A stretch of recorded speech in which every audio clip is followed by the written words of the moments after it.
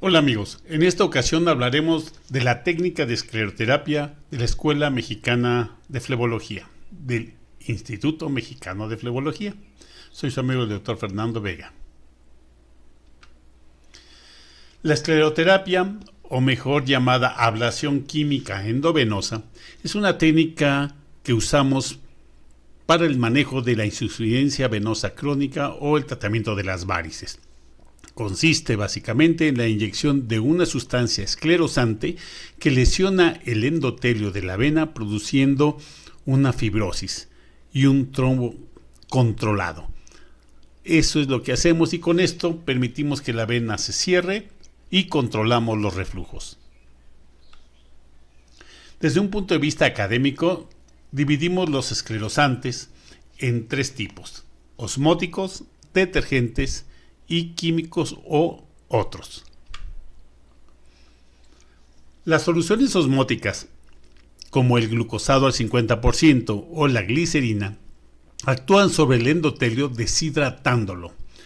Es decir, una alta concentración molecular absorbe agua del endotelio, deshidratándolo y produciéndole una lesión permanente.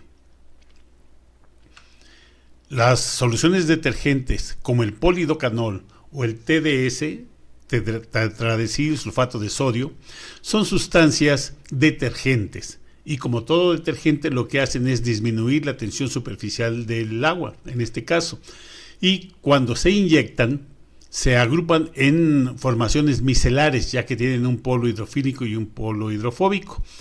Estas micelas pues fácilmente se disuelven en la membrana del endotelio, lo que daña irreversiblemente el endotelio de la vena donde inyectamos esta sustancia, produciendo su muerte. El otro grupo de irritantes químicos tenemos como ejemplo el yodo, pero puede ser cualquier otro. En el caso del yodo lo que hace es desnaturalizar las proteínas, produce una peroxidación lipídica y una oxidación directa en grupo sulfhidrilo de las proteínas en general. Esta acción es tan intensa que hace una lesión permanente y rápida de la membrana y de las proteínas del endotelio. Por lo tanto, es una sustancia muy buena, muy potente, pero con bastantes efectos tóxicos y colaterales. Aquí tenemos la fórmula química del polidocanol, un alcohol dodecílico, con su polo hidrofílico y su polo hidrofóbico. Fue descubierta en 1966 por Henschel y utilizada principalmente como anestésico, aunque como un anestésico débil. Ahora hablaremos algo sobre la técnica propia de la ablación química endovenosa. Debemos tomar en cuenta los siguientes puntos cuando vamos a realizar cualquier tipo de esclerosis o de ablación química. Evaluar la calidad de la piel. Hay pieles muy elásticas, pieles duras, pieles muy blancas, pieles más oscuras, pieles muy delicadas, otras que soportan mucho. Esto debemos saberlo para prevenir a nuestro paciente de los posibles resultados que vayamos a obtener. De la misma forma debemos analizar cuál es el tipo de cicatrización de nuestro paciente, si hace cicatrices queloides o no, o si cicatriza rápido o si quedan manchas después de una cicatriz. También vamos a averiguar si es alérgico a algún medicamento, algún alimento o alguna sustancia tópica. Todo esto nos va a prevenir y alertar sobre lo que podemos esperar en el momento de hacer la escleroterapia. Vamos a usar el esclerosante adecuado, es decir, el que más conozcamos, el que mejor manejemos. En nuestro caso, el polidocanol es el que más usamos en nuestro país, aunque tenemos también glicerina y también tenemos TDS y tenemos otros. Para esto también debemos usar una concentración adecuada, una concentración de acuerdo al diámetro de la vena. Para esto les recomiendo revisar el segundo consenso de escleroterapia y de ablación química endovenosa que publicó la Academia Mexicana de Flebología y Linfología y donde se recomiendan las concentraciones para cada vena. Después de hacer una inyección, todas las venas se inflaman, ya que estamos lastimando, estamos quemando químicamente, por decirlo de una forma, el endotelio. Y esto produce una inflamación que se puede ver en unos segundos sobre venículas o se ve de una manera dolorosa a veces en venas más grandes. Por tal motivo debemos manejar la inflamación subsecuente. Para esto usamos hielo o algo frío, o podemos usar geles tópicos que nos ayudan a desinflamar. También tener una jeringa adecuada. Se dice que la jeringa más adecuada sería la de vidrio. Sin embargo, no están tan disponibles en nuestro medio por su precio y accesibilidad. Les recomendamos que usen siempre la misma marca de jeringa, ya que usándolas continuamente crearán un reflejo adecuado entre su mente y su mano para la presión correcta en el émbolo. Cada marca tiene una fricción diferente y a veces cuando cambiamos de marca pues se nos dificulta, el émbolo se va de más o a veces de menos y esto no es muy bueno. Por lo tanto, usen siempre la misma marca de jeringas y, si es posible, también la misma marca de agujas. Estos tips son muy importantes. El primero de ellos es el bisel de la aguja hacia arriba. Cuando vamos a inyectar una vena, debemos ver dónde está colocada nuestra punta de la aguja. Si nosotros volteamos el bisel, no vamos a ver si esta aguja penetró de más o penetró de menos. En esta forma sí lo podemos hacer. Usualmente usamos la aguja calibre 27 para uso general, pero pueden usar unas más delgadas, 30 o hasta 32 para varículas. El problema es que se doblan mucho. O más gruesas cuando usamos para inyectar troncos afenos o venas más gruesas. Otro punto sumamente importante es la distensión de la piel. Tenemos que distender la piel para evitar que se nos haga como con pliegues, como si fuera un acordeón cuando la puncionamos con nuestra aguja delgada. Y si la aguja es muy delgada y la piel gruesa, a veces no es fácil que entre si no está distendida la piel. Entonces, como ven aquí con la mano izquierda, se está distendiendo la piel para que la aguja pueda entrar fácilmente. No olviden distender la piel, como se explica en esta imagen. Segundo punto, fijar la jeringa. Fijar la jeringa es también un punto clave para evitar que se nos mueva. Como pueden ver aquí, la jeringa está reposando sobre el primer dedo de la mano izquierda y al mismo tiempo sobre el canto y el quinto dedo de la mano derecha. Esto evita que la jeringa se vaya a la derecha, a la izquierda, arriba o abajo. A veces algunos compañeros tratan de incidirla como si fuera banderilla. Esto no es correcto porque podemos hacer un agujero grande a la vena y provocar que el líquido se escape. Entonces, no olviden después de distender, fijar su jeringa sobre sus propios dedos y sobre la piel del paciente, sobre la pierna. En este mismo sentido, algo que se nos olvida mucho es mantener los dedos sobre el émbolo. Ya distendimos, ya nos fijamos y ya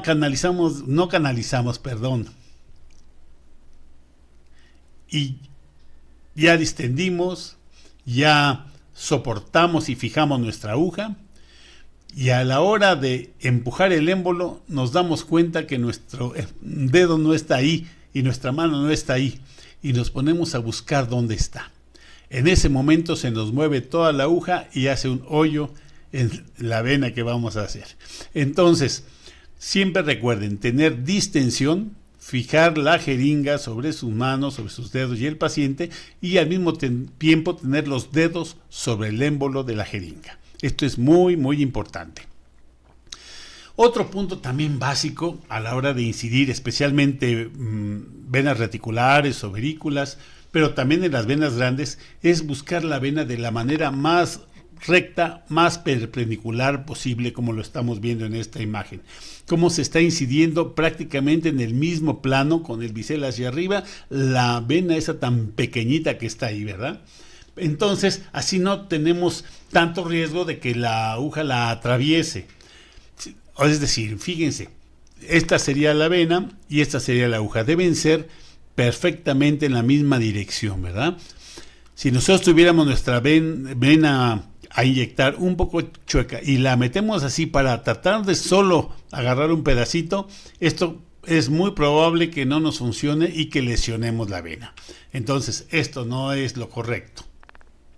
Aquí van a ver ustedes cómo esta vena que se ve aquí verde se está incidiendo en esa situación, está distendida la piel, está fijada la jeringa y vean cómo se va poco a poco administrando y toda la vena va corriendo el líquido y desapareciéndola hasta la parte alta. Esto es lo que sucede cuando nosotros no nos fijamos la aguja, ¿no? Esto es lo que sucede cuando nosotros no fijamos la jeringa y movemos la aguja. En la imagen A, vean cuántos hoyos le hicimos por estar tratando de canalizar la vena. Siempre les hemos dicho que la esclerosis no es canalizar. Canalizar, cuando aprendimos para hacerlo en la mano, para colocar soluciones, pues se mete un punzocar y se anda buscando la vena. Aquí no. Si hacemos eso, vean, podemos hacerle muchos agujeros a la vena como en la figura A. Vamos a hacer una punción directa. Pero fíjense, si se nos olvidó tener fija la jeringa o se nos olvidó tener la mano en el émbolo, a veces se nos mueve y se nos sale, como en la figura B, y dejamos el esclerosante, una parte adentro, una parte afuera, pero más afuera. Esto puede ser causa de una úlcera. En la imagen C podemos ver, especialmente cuando hacemos uso de transiluminador, que solo vemos una sombra que es la vena. A veces colocamos el líquido esclerosante fuera de la vena, porque ni siquiera la incidimos, ¿verdad? Lo mismo pasa en la imagen D, donde le incidimos un poquito, pero no totalmente. Entonces un poco queda dentro y un poco queda fuera. Y en la imagen E, pues vean el gran hoyo, ¿no?, que le hicimos a la vena, precisamente por la misma razón. Entonces es importante que no olviden tener esa distensión de la piel, fijar la jeringa sobre sus dedos, tener ya el émbolo listo para inyectar y hacer la punción directamente y en el mismo sentido de la vena en la parte más recta posible. Aquí pueden ver lo mismo, la jeringa del lado izquierdo está recargada sobre el dedo, está en una situación muy perpendicular, vean, está entrando directo a la varícula y entonces pues se puede inyectar muy bien. El lado derecho es lo mismo, es la parte más gruesa, vean, directamente sobre la venita. El émbolo hacia arriba, fijada, la piel distendida y entonces todo va muy bien. Debe ser una técnica suave. Se prefiere aplicar la inyección de abajo hacia arriba o aunque a veces podemos variar este sentido. También usar una dilución muy baja para venínculas, venas reticulares, para evitar las trombosis. También se recomienda la compresión, aunque en fleboestética se ha visto que no es necesaria. Nosotros preferimos colocar ya sea un vendaje o una media elástica. Y casi por regla general usar un gel tópico para disminuir la inflamación, ya que esta se presenta sí o sí después de haber inyectado cualquier vena. Cuando se aplica el vendaje debe ser desde la raíz de los dedos para evitar un edema fuerte, una hinchazón del pie, que a veces el paciente piensa que es debida a lo que le hicimos y no, es debida al mal vendaje. La esclerosis correcta debe contemplar estos dos puntos: la concentración del esclerosante, que es muy importante, y el tiempo que este esclerosante está en contacto con el endotelio. Para eso hay diferentes formas de hacerlo y la velocidad con la cual se inyecta va a depender mucho de la concentración, precisamente para que permanezca más tiempo en contacto con la vena, de acuerdo al diámetro que ésta tenga. Sin embargo, podemos tener complicaciones. La más común es la úlcera, que se hace por diferentes razones. Por ejemplo, a veces poner concentraciones muy altas, a veces por poner esclerosante fuera de la vena, por no ver exactamente. Se dice también que por una inyección rápida, aunque también existe la hipótesis de que existen muchos shunts arteriovenosos que son los responsables de estas úlceras. Así que hay que tener cuidado con eso. Lo siguiente es la trombosis. Después de hacer una esclerosis es muy frecuente la trombosis y esto nos habla que nos hemos pasado un poco de la concentración necesaria. Por eso a todos los pacientes, después de hacer una sesión de ablación química, debemos citarlos en 8 días para hacer una trombectomía. A veces es fácil con una aguja, a veces no es tan fácil y en ocasiones es dolorosa. A veces cuando hacemos una ablación química de una vena larga, de una vena grande como las que se muestran aquí, queda tatuado. Y el paciente, en lugar de que se le quite la vena, queda un tatuaje de la vena. Esto le llamamos hiperpigmentación. Generalmente dura 1 año o hasta 2 años y se dice que solito desaparece. Sin embargo, hay que citar al paciente a los 8 días para intentar hacerle una trombectomía por punción con aguja gruesa o con una jeringa para evitar al máximo este tipo de complicaciones. Otra de ellas es las flictenas. Muchos estamos acostumbrados a colocar un algodón pequeño sujeto con un tape. Y esta cinta con la cual detenemos el algodón o la gasa es la responsable a veces de que ocasione una fricción excesiva y nos produzca estas flictenas. También el vendaje, si no está bien colocado, nos puede producir flictenas. Entonces a veces es peor este dolor y esta lesión que la propia esclerosis en sí. Entonces hay que tener cuidado y usar la mínima cantidad de tape. Yo les recomiendo no usarlos a menos que sea necesario, y yo parto esta cinta de 1 centímetro, la parto en 2 o 3 segmentos a lo largo para que queden como de 2 milímetros cada una, y entonces sí puedo sujetarlo, pero sé que es una parte mínima que no me va a causar ningún problema. Otro que van a ver constantemente es la urticaria o las ronchas que le salen a los pacientes casi inmediatamente después de inyectarlos. Es como si les hubiera picado un mosco.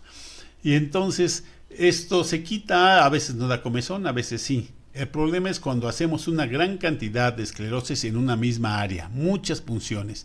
Entonces toda esa área se edematiza y se hace una torta roja muy grande. Entonces hay que evitar hacer muchas punciones o regiones donde haya muchas venas en un solo tiempo. Tal vez unas después, en una semana las siguientes. En estos casos habrá que poner frío local y con un poco del gel antiinflamatorio generalmente es suficiente. Aunque hemos tenido casos en que se pasó tanto la dosis que ha requerido algún corticoide. Ahora, el polidocanol también da algunos síntomas que son bien comunes. Los más importantes son la tos, la náusea, vómito también ocurre, pero no es tan frecuente.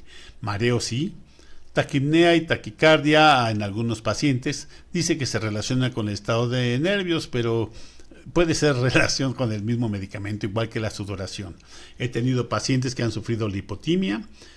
También es con cierta frecuencia refieren sabor metálico, amaurosis, que a veces no es tan fugaz, a veces les dura varios minutos, dolor abdominal o lumbar o disnea. Todos estos síntomas lo que tenemos que hacer es recostar a nuestro paciente, calmarlo, tomarle la presión, medir sus signos vitales, elevar las piernas, darle quizá un algodón con alcohol para que aspire y acompañarlo y tranquilizarlo. Generalmente en 5 minutos evaluamos una mejoría casi total del paciente y podrá egresarse. Sin embargo, hay que estarlo monitoreando para evitar alguna complicación.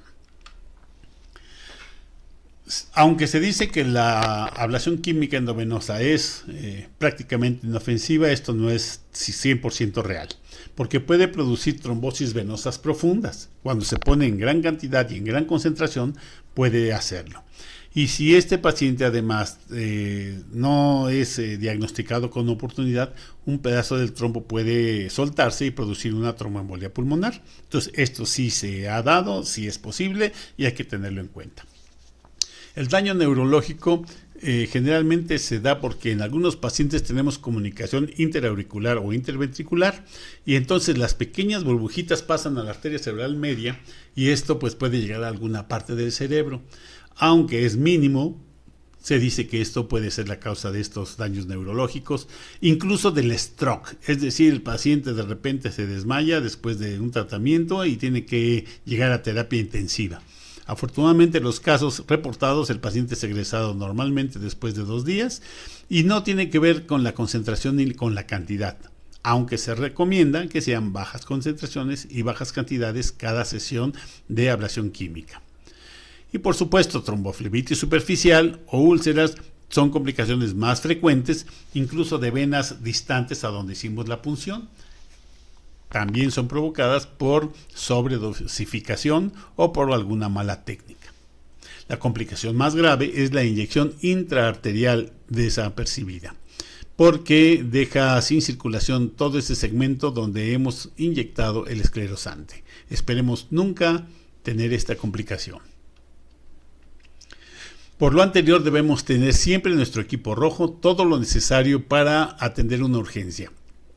Tenemos que tener nuestra adrenalina, nuestras corticoides, nuestras soluciones para inyectar al paciente, canalizarlo, el ambú, en fin, todo lo que sea necesario para atender una urgencia en nuestro consultorio o nuestro hospital. En casos graves, pues lo primero es acostar a nuestro paciente, ponerlo en posición de lémur, monitorearlo, tomarle signos vitales constantemente y si es necesario, pues epinefrina. Hemos sabido casos que ha sido necesaria, hidrocortisona también, las venas canalizadas y hay que dar a veces broncodilatadores, nitroglicerinas y qué tal si el paciente no por el procedimiento, pero ya tenía de base un problema cardíaco, puede tener una angina de pecho durante el procedimiento por los nervios o alguna otra enfermedad que en ese momento se presenta de manera aguda, debemos poderla resolver. Incluso la hipertensión, hay pacientes que por el estrés de repente suben a una presión muy alta, les duele la cabeza y pueden tener un accidente vascular. Entonces todo esto debemos tomarlo en cuenta porque son los problemas más serios a los que nos podemos enfrentar, pero si tenemos con qué resolverlos no habrá ningún problema. Para empezar a realizar esta técnica siempre les recomiendo que usemos solución fisiológica común al 5%, al 0.9%, al 5%, o agua destilada o glucosado a 5%, simplemente. ¿Por qué? Porque estas soluciones son ácidas y van a producir una esclerosis débil y si se extravasan o se deja fuera de la vena, no van a producir ningún daño, ninguna úlcera a su paciente. Entonces con esto pueden esclerosar muchas venas y la que no se logre cerrar completamente le pueden volver a inyectar. Con la confianza de que tiene muy bajo riesgo de que hagan una úlcera. Entonces pueden practicar con esto. Por último, en memoria de nuestro querido maestro y amigo el doctor Hugo Baruch, que en paz descanse, nos decía que a la escleroterapia no hay que tenerle miedo, pero tampoco hay que perderle el respeto. Así que amigos, tengan esto siempre en mente porque a veces nos confiamos de más o a veces tenemos mucho miedo. Mantengamos siempre un equilibrio entre lo que hacemos, lo que sabemos y nuestro paciente. Pues les deseo mucho éxito, muchas gracias y recuerden que trabajamos por la excelencia en la flebología.